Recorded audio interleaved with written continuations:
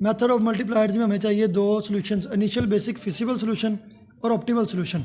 सबसे पहले आपने फाइंड करना है इनिशियल बेसिक फिजिबल सॉल्यूशन। ये तो है ना सिर्फ नॉर्थ वेस्ट मेथड से सादा सादा, यानी कि आप NW मेथड को अप्लाई करोगे और इसका आपके पास आंसर आ जाएगा। अब आपने वो नॉर्थ वेस्ट आपको आता है उससे सॉल्व कर लेना। यहाँ पे आ जाना है 7, यहाँ पे आ जाना है 3, 4 के साथ आ जाना 9 और 1 के साथ आ जाना 1 और 5 के साथ आ जाना 10। आपको पता है इसका आंसर किस तरह लिखना है, इन सबको मल्टीप्लाई करना है उन नंबर्स के साथ और आंसर आ जाना आपके पास नॉर्थ वेस्ट से 94। अब जो नंबर जो बॉक्स फिल हो गया ना उनको स्टार लगा लें। अब जिन एलिमेंट्स पे स्टार लग गए ये हमारे पास हैं बेसिक वेरिएबल्स। कितने बेसिक वेरिएबल हो गए? 1 2 3 4 5 बेसिक हो गए और नॉन बेसिक कितने हैं? 1 2 3 4 नॉन बेसिक हैं। बेसिक निकालने का और भी तरीका है, जितनी रोज़ हैं वो लिखें, जितने कॉलम हैं वो लिखें और -1 कर दें तो होता है 6 - 1। 5 बेसिक होने चाहिए, चेक कर लें आपके 5 ही हैं तो आपका क्वेश्चन ठीक है। ये था आपका यहाँ तक, तो ये आ गया आपके पास इनिशियल बेसिक फिजिबल सोल्यूशन। सादा नॉर्थ वेस्ट से आ जाएगा, नॉर्थ वेस्ट मेथड से आ जाएगा आपके पास 94 सोल्यूशन आ गया। दूसरा सोल्यूशन आपने फाइंड करना है ऑप्टिमल सोल्यूशन। ऑप्टिमल के लिए आपको ये नीचे वाली और ये साइड वाली वैल्यूज चाहिए नहीं, सिर्फ बॉक्स चाहिए। अब ऑप्टिमल में आपके पास चाहिए थी सारे बेसिक्स और सारे नॉन बेसिक्स फाइंड होने चाहिए। बेसिक तो आपको पता है, एक बेसिक 1 है, एक बेसिक 0 है, एक बेसिक 4 है, एक बेसिक 1, एक बेसिक 5। इनके बाद आपके पास वैल्यूज़ आ गई 7 3 9 1 और 10। ये सारी वैल्यूज़ आ गई बेसिक्स की। अब रहेगी नॉन बेसिक्स आपने फाइंड करनी है। वो किस तरह फाइंड करते हैं? उसके लिए होते हैं मल्टीप्लायर्स। वो मल्टीप्लायर्स किस तरह निकालते हैं? इस साइड पे आप लिख लें U1 U2 और U3, इधर लिख लें V1 V2 और V3। इन तीनों की वैल्यूज़ आपने फाइंड करनी है और आपके पास नॉन बेसिक जो आपको नहीं पता वो भी फाइंड हो जाएंगे। अब ये U1 V1 U2 V2 U3 V3 इनका काम क्या है? इसका फार्मूला है जो आपने ज़बानी याद रखना है। फार्मूला होता है UI + VJ और बराबर होता है CIJ और इसके साथ लिख लें फॉर बेसिक्स। ये सिर्फ बेसिक्स के लिए अप्लाई होना है। अब बेसिक पहला कौन सा था? 1 1 वाली जगह पे, यानी कि U1 + V1 बराबर किसके है? C1 1। इनमें से एक आपने खुद लेट करना है, कोई भी एक। ये 6 एलिमेंट है, कोई एक खुद। मैंने U1 0 लेट कर लिया। अगर U1 0 अब आपने V1 निकालना है, U1 की जगह पे क्या आ जाएगा? 0 + V1 बराबर किसके है? Cost of 1 1। Unit cost of 1 1 कितनी है? 1, वो लिख दी 1, यानी कि V1 की वैल्यू क्या आ गई? 1। इसी तरीके से अब आप लिख सकते हो, ये सिर्फ बेसिक्स के लिए याद रखना है, दूसरे डब्बे के लिए नहीं इसको सोल्व कर देना। अब इस डब्बे पे आ जाए, ये U2 है और V1 है, यानी कि U2 + V1 बराबर C2 1। अब U2 आपने फाइंड करना है, V1 आपको पता है 1 है, +1 बराबर C2 1। कॉस्ट ऑफ 2 1 कितनी थी? कॉस्ट ऑफ 2 1 आपके पास 0 है, देख लें यहाँ पे क्या आ जाएगा? 0, यानी कि U2 की वैल्यू क्या आ जाएगी? -1। इसी तरीके से आपने फाइंड करते जाना। V2 आपके पास आ जाना 5, U3 आपके पास आ जाना -4 और V3 आपके पास आ जाना 9। सारे U और V फाइंड हो गए। जो फाइंड हुए हैं उनको वहाँ पे लिख दें। U1 की वैल्यू 1 थी, U2 की वैल्यू 2 थी। अच्छा, U2 की हमारे पास वैल्यू थी -1 और U3 की हमारे पास वैल्यू थी -4। इसी तरह से V1 की हमारे पास वैल्यू कितनी आई थी? 1। V2 की वैल्यू आई थी 5 और V3 की वैल्यू आई थी 9। अब चेक करना है ये सेटिस्फाई करते भी है कि नहीं। स्टार वाले डब्बों में चेक करना है बस। यहाँ पे आना चाहिए 1, 0 और 1 1 नहीं होता। ये स्टार वाले डब्बे में 0 होना चाहिए, -1 + 1 0 ही आएगा। लेकिन सिर्फ स्टार वालों में चेक करना है ध्यान से। अब इसमें 4 आना चाहिए, 5 और -1 4 ही होता है। इस स्टार में 1 आना चाहिए, -4 और +5 1 आ जाएगा। इसमें 5 आना चाहिए, -4 और +9 कितना आ जाएगा? 5 आ जाएगा। यहाँ तक आपके पास आ गए U और V की सारी वैल्यू। अब आपने फाइंड करना था नॉन बेसिक। U और V फाइंड कर लिए। नॉन बेसिक मतलब इसकी प्लेस है फर्स्ट रो सेकंड कॉलम, यानी कि हमने XIJ पहले फार्मूला लिख लें। XIJ बराबर होता है UI + VJ - CIJ, यानी कि हमें चाहिए पहली रो दूसरा कॉलम X12, ये बराबर आ जाएगा U1 + V2 - C12। अब लिखें यहाँ पे U1 की वैल्यू कितनी थी? 0। V2 की वैल्यू कितनी है? कितनी V2 की वैल्यू? C2 की वैल्यू हमारे पास 2 है। तो U1 0 है, U2 5 है और C12 2 है। इनको माइनस करेंगे, आंसर आ जाएगा 3।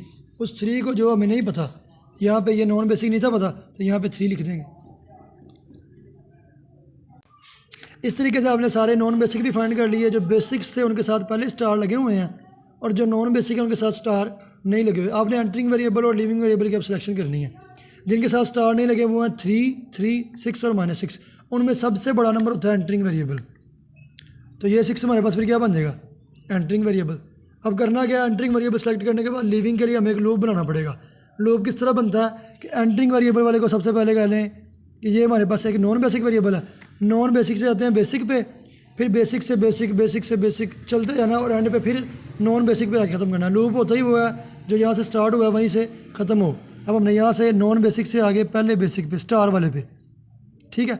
जो एंटरिंग वेरिएबल है ये हमने कहना है पॉजिटिव प्लेस पे, प्लस वाली प्लेस पे। जो कंसेक्यूटिव आगे आएगा वो आएगा नेगेटिव प्लेस। अब बेसिक से फिर बेसिक में जाना है, स्टार वाले में जाना है, तो इस स्टार वाले में आ जाएंगे। ये नेगेटिव प्लेस है, ये कौन सी प्लेस हो जाएगी, पॉजिटिव प्लेस। इस स्टार वाले से फिर स्टार वाले में जाना है, किस में जाएंगे, इसमें। ये पॉजिटिव प्लेस है, ये कौन सी प्लेस हो जाएगी, नेगेटिव प्लेस। और लास्ट से हम आ जाएंगे नेगेटिव से फिर किधर, पॉजिटिव में। तो इस तरह हमारा लूप भी कंप्लीट होगा। लूप वही होता है जो यहाँ से स्टार्ट हो वहीं पे ख़त्म हो जाए। अच्छा, इसके बाद हमने लीविंग वेरिएबल सेलेक्ट करना है। लीविंग वेरिएबल वो था जो नेगेटिव प्लेस पे सबसे छोटा नंबर हो। अब देखिए लूप में 4 एलिमेंट हैं, 2 पॉजिटिव 2 नेगेटिव प्लेस पे। नेगेटिव प्लेस पे 9 है और नेगेटिव प्लेस पे 10 है, तो छोटा 9 हुआ, मतलब आपके पास लीविंग वेरिएबल आ गया ये वाला 9। आपने लूप बना ली, एंटरिंग वेरिएबल बना लिया और लीविंग वेरिएबल बना लिया। इसके बाद क्या करना, अब जो लीविंग वेरिएबल है ना आपका, लीविंग वेरिएबल 9 है और एंटरिंग वेरिएबल 6 है। एंटरिंग वेरिएबल की जगह पे लीविंग वेरिएबल लिख देना, यानी कि 6 की जगह पे मैंने क्या लिख दिया, 6 की जगह पे मैंने 9 को रिप्लेस कर दिया। और आपको पता है कि हमेशा लीविंग वेरिएबल हमेशा बेसिक होता है स्टार वाला और एंटरिंग वेरिएबल विदाउट स्टार। तो हमने 6 की जगह पे 9 को लिख दिया, तो फिर जो नया नंबर 9 आएगा उसके साथ स्टार भी लगा देना, यानी कि एक स्टार रिप्लेस हो गया। ये स्टार वाला नंबर था, इधर से स्टार रिमूव करके इधर स्टार आ जाएगा, ये डब्बा खाली छोड़ देना। इसके अलावा जो नेगेटिव प्लेसेस है ना, नेगेटिव प्लेसेस पे 9 को माइनस करना है और पॉजिटिव प्लेसेस पे 9 को प्लस करना है। अब ये नेगेटिव प्लेस है और 10 में से 9 माइनस हो जाएगा, बकाया रह जाएगा 1,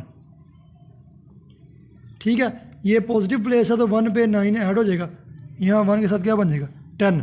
और जहाँ से लीविंग वेरिएबल उठाया है इसको खाली छोड़ देना, ये स्टार नहीं है, इसको खाली छोड़ देना। ये डब्बा हमने दोबारा फाइंड करना है, इसको इसी तरह खाली छोड़ देना। अब स्टार कितने एलिमेंट के साथ थे, 9 के साथ था। 9 इधर गया तो स्टार भी साथ चले गया। 10 के साथ भी स्टार था, वो 1 बन गया, स्टार है। 1 था वो 10 बन गया, 7 स्टार है। टोटल स्टार कितने हैं, 1 2 3 4 5 थे। अब इस टेबल में हमारे पास 1 2 3 आ गए हैं।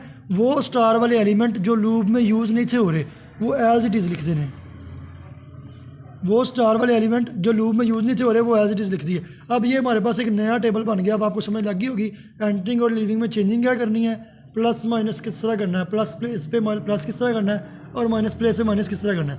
वो करने के बाद अब ये हमारे पास नया टेबल आ गया है जिसमें बेसिक ये हैं 7 3 9 1 और 10, ये बेसिक है। नॉन बेसिक आपने फिर फाइंड करना है। किस तरह फाइंड करेंगे, U1 U2 U3 V1 V2 V3। इस बार हमारे पास बेसिक ही हैं, इनको यूज़ करके U1 U2 U3 की वैल्यू आपको पता किस तरह फाइंड करनी है, V1 V2 V3 भी आपको पता किस तरह फाइंड करनी है, वो करेंगे। उसके बाद वो जो प्लेसेस हमको नहीं पता, यानी कि नॉन बेसिक्स जो नहीं पता, यानी कि X1 2 नहीं पता, आपको पता वो किस तरह फाइंड करना आपने कर लेना।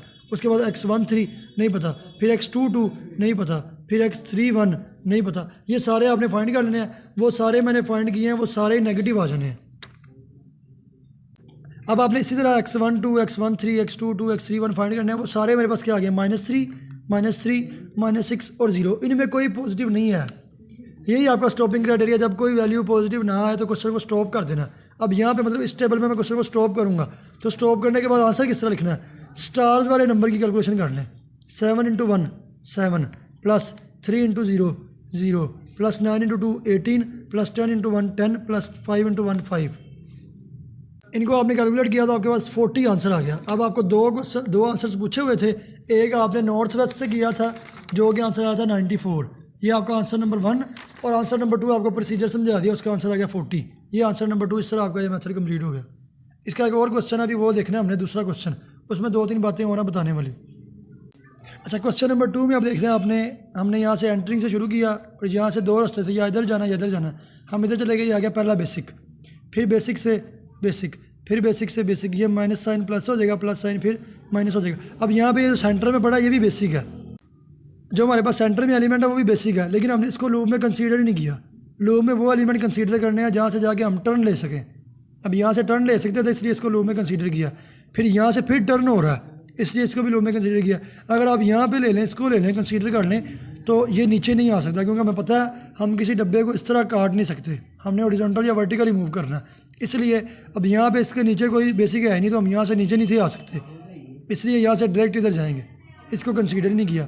डायरेक्ट यहाँ पे जाएंगे, ये माइनस प्लस हो जाएगा और फाद भी नीचे रास्ता है, प्लस माइनस हो जाएगा। इसलिए इस क्वेश्चन में बस ये चेंजिंग है कि लूप में आपने इस 15 वाले नंबर को नहीं कंसीडर करना। उसके बाद सिंपल चीज़ है, एंट्री की जगह पे रख देंगे, लिविंग वेरिएबल को एंट्री की जगह पे रख देंगे, 5 को 9 की जगह पे, ये देखें 5 को 9 की जगह पे रख दिया। उसके बाद नेगेटिव प्लेसेस में और इस जगह को खाली छोड़ देंगे, ये मैंने बाद में फाइंड किया, ये जगह खाली छोड़ देनी है। नेगेटिव प्लेसेस में 5 माइनस करना है और पॉजिटिव प्लेसेस में 5 ऐड कर लेना है, और जो नहीं पता होंगे वो दोबारा फाइंड करेंगे। इस बार जब दोबारा फाइंड किया ना, तो जो नॉन बेसिक तो उनमें कोई पॉजिटिव आया था, ये 4 पॉजिटिव है, 4 नॉन बेसिक भी और पॉजिटिव भी है, तो मतलब अभी क्वेश्चन ख़त्म नहीं होगा। फिर इसको एंट्रिंग कह दें और फिर लूप बनाएं, इसको मैंने एंट्रिंग कह दिया और दोबारा लूप बनाई, लूप बनी ये।